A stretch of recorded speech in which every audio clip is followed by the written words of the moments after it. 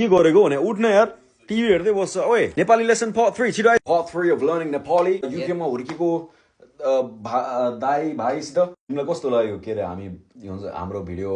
ठुलो भएको भाइरल भएको ह्यापी छु आम ह्यापी म ह्यापी छु म त्यसको पार्ट अफ भएको म त्यसको अरे भन्नु वास्तै भाइरल सेलिब्रिटी नै भयो के कान्छ भाषा बोल्न बल्ल बल्ल आउँछ अब सेलिब्रिटी रे अब नेपाली सेलिब्रिटी नेपाली नै थाहा छैन फेरि कमेन्टमा कति नेपाली कमेन्ट नेपालीमै लेखेको कमेन्टहरु छ है नेपाली मलाई पढ्न आउँदैन तर थ्यांक यू धन्यवाद हैन धन्यवाद भन्न धन्यवाद अझ हामीले भिडियो बनाउँदै गर्छौं तिमीले भनेको मैले सुन्छु सुप स्याप गर्छौं साच्चै नेपाली नै हो you know what mom like says soup sap खाऊ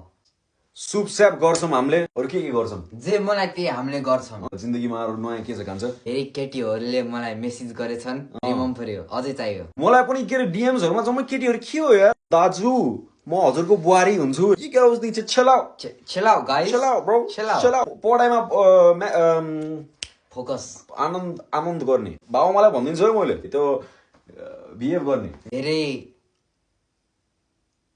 सुन्नी बाउ आमालाई पढ्ने नमाथिनी नेपालमा हामीलाई मान्छेहरुले चिन्छन् र गइदिनु नेपाल जानी हो र तेरो एउटा बुढी लिएर आइदिने हो कान्छ I'm not gonna fly over to Nepal just for your wife मेरो बुढी खै त तैले पनि भन्न के रे भाउजू भनेर लाइक बोला भाउजूहरु मेरो दाइ एकदम सिंगल म्यान एकदमै त भन्न पर्दैन त्यो मलाई केटी पाउँछु यार यति नै नपास त के एकदमै सिंगल रहे के अब नेपालीमा नाच्न आउँछ किन मलाई थाहा छैन एकपटक लागि एउटा मुभ भन्दै त ल ए बड कमना भएर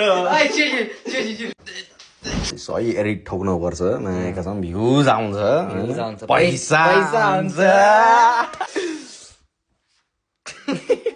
ए भन्न यार एउटा डायलग